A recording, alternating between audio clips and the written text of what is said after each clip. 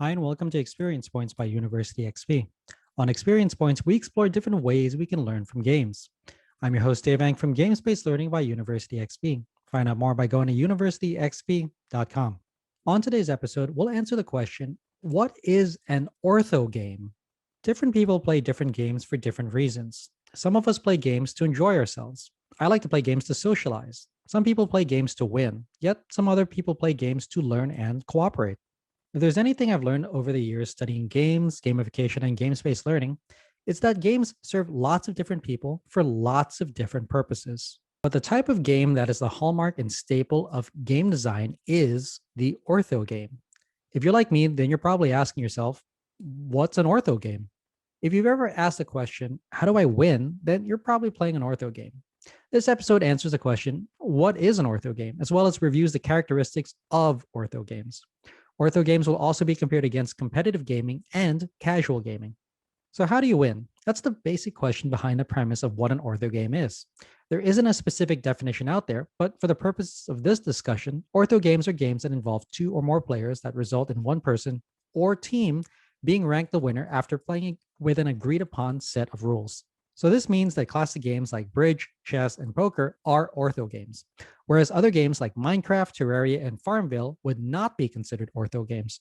Well, how about role-playing games like Dungeons and Dragons? Are they ortho games? Not exactly. While D&D may have some ortho game elements to it, an RPG is really only an ortho game if everyone agrees at the end of it that a winner is determined by some sort of system, i.e., whoever has the most experience. So, ortho games are the kinds of games that people play when they ask the question, so how do I win? Often this can be answered pretty easily for most modern Eurogamers by having the most points, being the first to collect 5 stars, or being the first to accomplish an objective. But the term ortho game doesn't really answer the big question of what is a game, but it doesn't have to. An ortho game is just one type of game. There are certainly others, but for the purposes of this episode, we'll concentrate on how ortho games are designed to determine a winner. The term ortho in ortho game comes from the Greek word orthos, which is short for straight or correct. Based on this, you can come to the conclusion that an ortho game is a correct game. I find this concept difficult to accept, though, as there are many types of games out there that I consider games but aren't an ortho game. Role playing games are one such category. At face value, ortho games are the types of games that end with I win and you lose. There should be a little ambiguity about the state of the game at the end when points are counted, resources are tallied, and a winner is determined. Though, of course, there are certain elements of the player experience during the ortho game that serves individuals' desires and motivations. These include forming alliances, making trading agreements, or otherwise engaging with other players. These actions may or may not help individuals win, but they continue to serve the structure of the game. These aspects are called the paragame of ortho game design. So if the key question involved in ortho game design is, how do I win? Then does that mean that ortho games include cooperative games as well as competitive games? By definition, that would be a yes. An ortho game can either be a cooperative or a competitive game. Both types of games have a process of declaring a winner. That means that ortho games can be exciting to play because there is unpredictability. You don't know who will win the game from the start. Apart from games where the opening moves or setup can clearly favor a player, i.e., Food Chain Magnet and Settlers of Catan, then you don't really know who will win the game until the end. This is a hallmark of ortho games, but knowing who is going to win at the beginning is boring. Knowing that information removes the agency from other players to make any sort of meaningful decisions. Okay, so if not knowing who will win at the beginning is good, then should the game be random? Yes and no. Some of the most exciting games to play and watch are those ortho games that mix luck and skill. A great example of this is No Limit Texas Hold'em Poker, which took the world by storm in the early 2000s.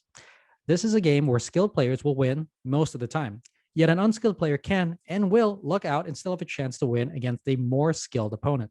So if ortho games are both cooperative games and competitive games where players are playing with or against one another, then that means that one side wins and the other side loses. Does that negatively affect the experience for the player? Not necessarily. Ortho games can be either cooperative or competitive.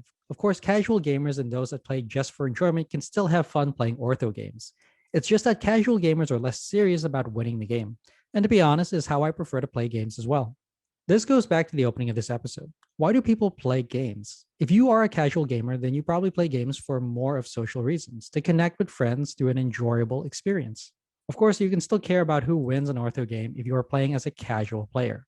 But ortho games don't serve casual players the same way that they would serve killers from Bartle's player taxonomy. The killer player type will invariably always look for that edge since they are invested in winning.